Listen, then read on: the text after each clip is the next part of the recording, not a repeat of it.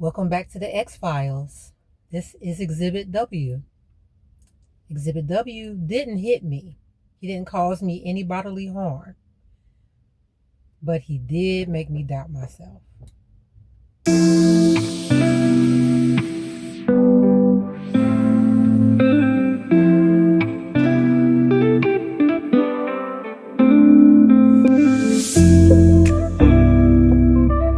When I met him, I was working as a mailroom temp for the bank in 1996.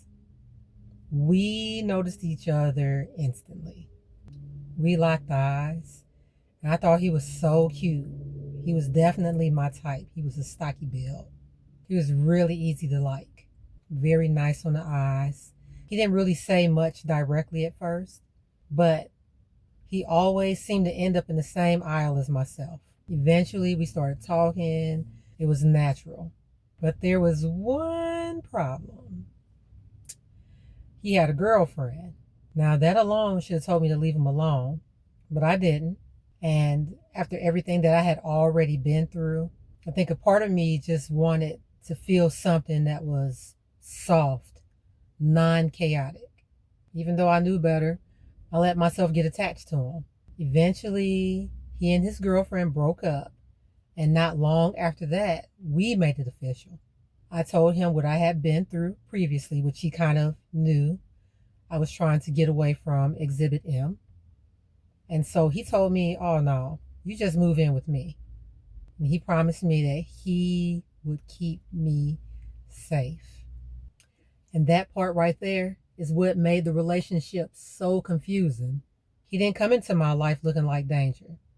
He looked like comfort, like support. The red flags were there from the beginning. He had a girlfriend, but showed interest in me anyway. We semi got involved while he still had somebody. He lied. He twisted things around when he got caught. I was always the issue. He would notoriously start arguments just so he could leave and do what he wanted to do anyway.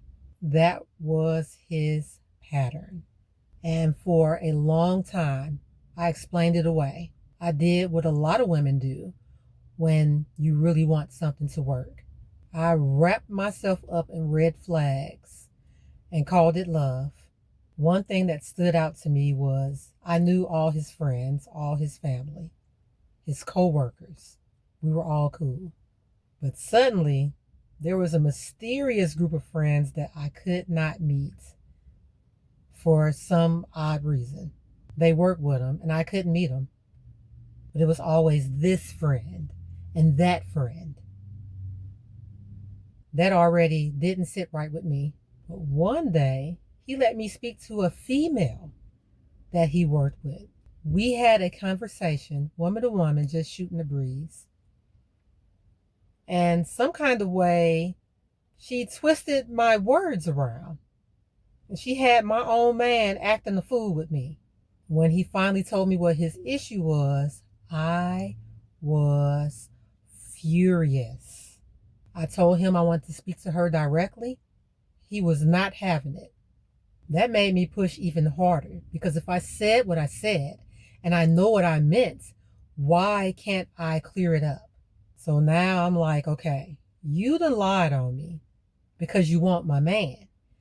And you as my man ain't really listening to a word I done said, even though you know me and you know who I am and how I am.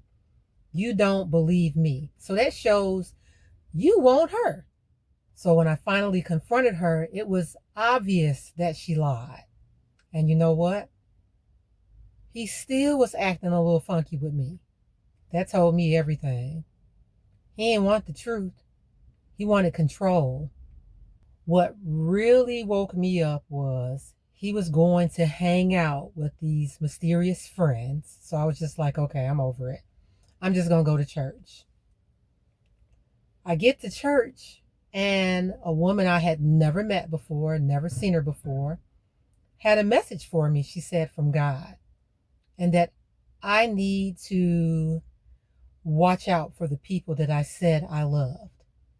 And I was a little confused because I was like, I say I love everybody. I didn't really put much stock into what she said. So I said, okay. I get home and my answering machine is lighting up. So I checked the message. The message was a child's voice. The child asked, "Is my mommy there? She went to Six Flags with and left me here with no food and I'm hungry."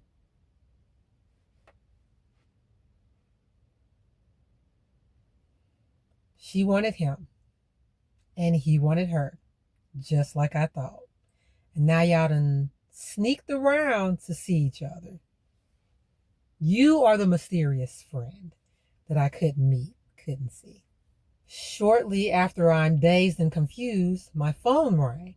And it's the same child, terrified, home alone. Come to find out he had been home for hours by himself.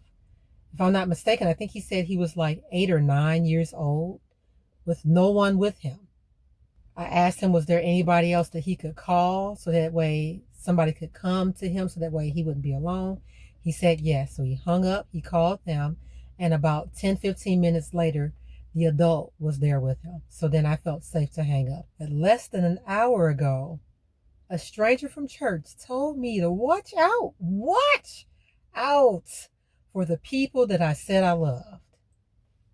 Look at this mess. That's when everything broke open for me. He clearly wanted the other woman. He clearly had other stuff going on. This is why he would start mysterious arguments so that way he could leave. Why? If you want to do something, just go do it.